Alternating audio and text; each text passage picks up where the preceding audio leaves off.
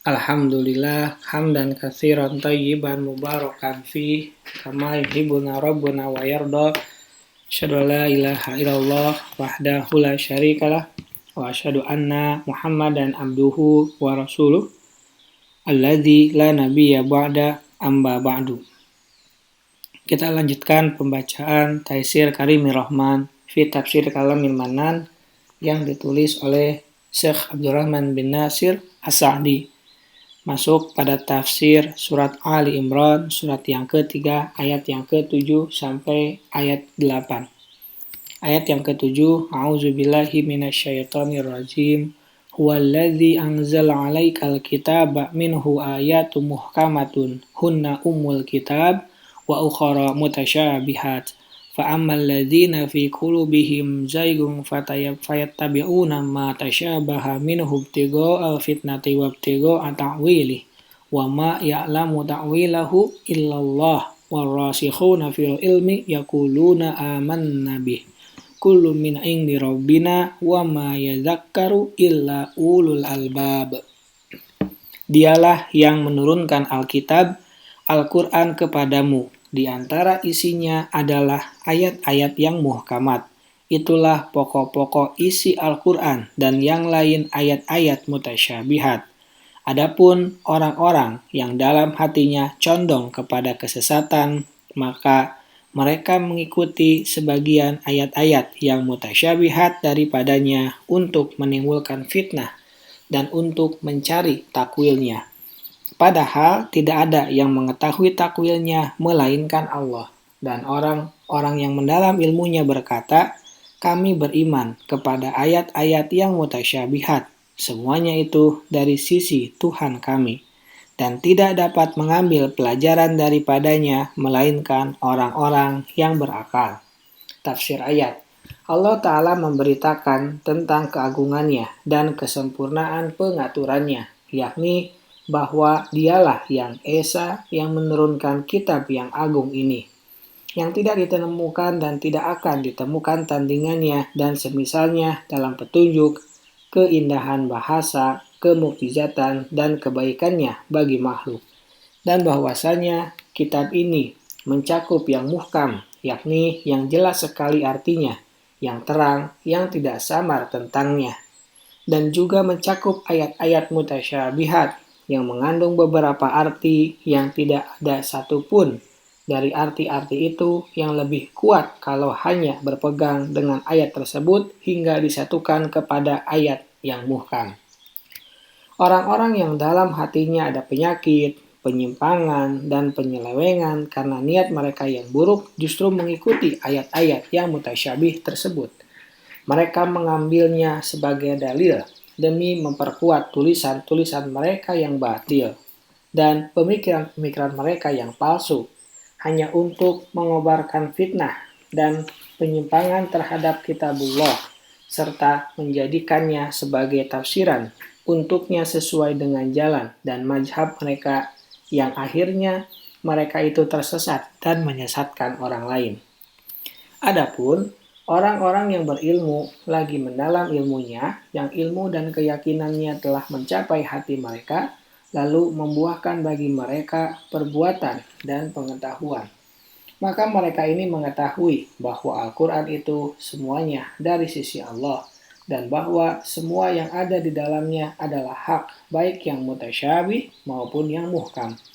Dan bahwasannya yang hak itu tidak akan saling bertentangan, dan tidak saling berbeda. Dan karena mereka mengetahui dengan jelas bahwa ayat-ayat yang muhkam mengandung makna yang tegas dan jelas, maka mereka mengembalikan ayat-ayat mutasyabih yang sering menimbulkan kebingungan bagi orang-orang yang kurang ilmu dan pengetahuan kepada yang muhkam. Mereka mengembalikan ayat-ayat yang mutasyabih kepada ayat-ayat yang muhkam, hingga akhirnya seluruhnya menjadi muhkam, dan mereka berkata, amanna bihi kullu min indi rabbina. Kami beriman kepada ayat-ayat yang mutasyabihat, semuanya itu dari sisi Tuhan kami. Wa ma yatadzakkaru, dan tidak dapat mengambil pelajaran daripadanya, yakni perkara-perkara yang bermanfaat dan ilmu pengetahuan yang mendalam. illa ulul albab, melainkan orang-orang yang berakal, yakni orang-orang yang memiliki akal yang cerdas. Dalam ayat ini terdapat dalil yang menunjukkan bahwa sikap ini adalah tanda orang-orang yang berakal, dan bahwa mengikuti ayat-ayat yang mutasyabih adalah sifat orang-orang yang pemikirannya sakit, akalnya rendah, dan tujuan-tujuannya yang buruk. Dan firman-Nya, "Wa ma ya'lamu ta'wilahu illallah." Padahal tidak ada yang mengetahui takwilnya melainkan Allah. Apabila yang dimaksud dari takwil itu adalah pengetahuan tentang akibat dari suatu perkara hasilnya serta mengarah kepadanya, maka wajiblah berpatokan dengan illallahu, melainkan Allah, di mana hanya Allah saja yang melakukan takwil dengan makna tersebut.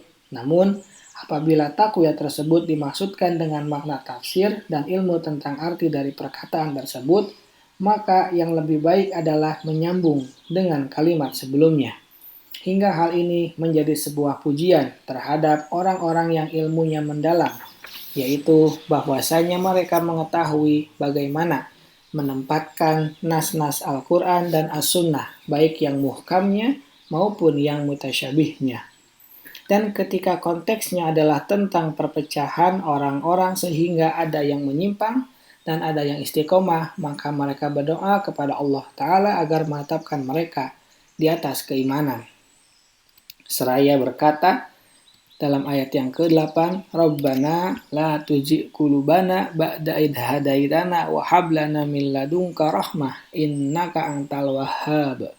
Mereka berdoa, "Ya Tuhan kami, janganlah Engkau jadikan hati kami condong kepada kesesatan sesudah Engkau beri petunjuk kepada kami, dan karuniakanlah kepada kami rahmat dari sisimu, karena sesungguhnya Engkaulah Maha Pemberi karunia." Maksudnya, janganlah Engkau menyimpangkan hati kami dari kebenaran kepada kebatilan. Ba'da idh hadaita wa hab lana min ladunka rahmah.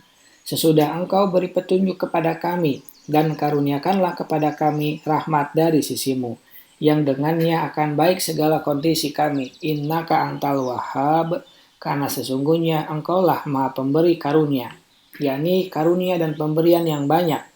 Ayat ini patut menjadi sebuah contoh metode yang harus ditempuh dalam memahami ayat-ayat mutasyabih, yaitu bahwasanya Allah Ta'ala menyebutkan tentang orang-orang yang ilmunya mendalam, di mana mereka berdoa kepadanya agar Allah tidak menjadikan hati-hati mereka condong setelah Dia memberi petunjuk kepada mereka. Dan Allah telah memberitakan pada ayat-ayat yang lain tentang sebab-sebab dari condongnya hati orang-orang yang menyimpang tersebut, yaitu bahwa hal itu disebabkan oleh perbuatan mereka sendiri. Seperti firman-Nya, "Falamma zaghu azaghallahu qulubahum." Maka tatkala mereka berpaling dari kebenaran, Allah memalingkan hati mereka. As-Saff ayat 5. Dan firman-Nya, "Tsumang sarafu sarafallahu qulubahum." Sesudah itu mereka pun pergi, Allah telah memalingkan hati mereka. At-Taubah 127. Dan juga firman-Nya, "Wa nuqallibu afidatahum wa basarahum kama lam yu'minu bihi awwala marrah." Dan begitu pula kami memalingkan hati dan penglihatan mereka seperti mereka belum pernah beriman kepadanya Al-Quran pada permulaannya. Al-An'am ayat 110. Dan seorang hamba bila berpaling dari Rabb-Nya dan mencintai musuhnya, ia mengetahui kebenaran, namun ia berpaling darinya, dan mengetahui kebatilan, namun memilihnya. Maka Allah palingkan ia kepada sesuatu yang ia berpaling kepadanya, dan Allah condongkan hatinya sebagai suatu hukuman baginya atas kecondongannya tersebut. Dan tidaklah Allah menganiaya dirinya, akan tetapi ia telah menganiaya dirinya sendiri. Maka janganlah ia mencela kecuali dirinya sendiri yang memerintahkan kepada keburukan. Wallahu a'lam. Subhanaka Allahumma wa bihamdika asyhadu an la ilaha illa anta astaghfiruka wa atubu ilaik. Assalamualaikum warahmatullahi wabarakatuh.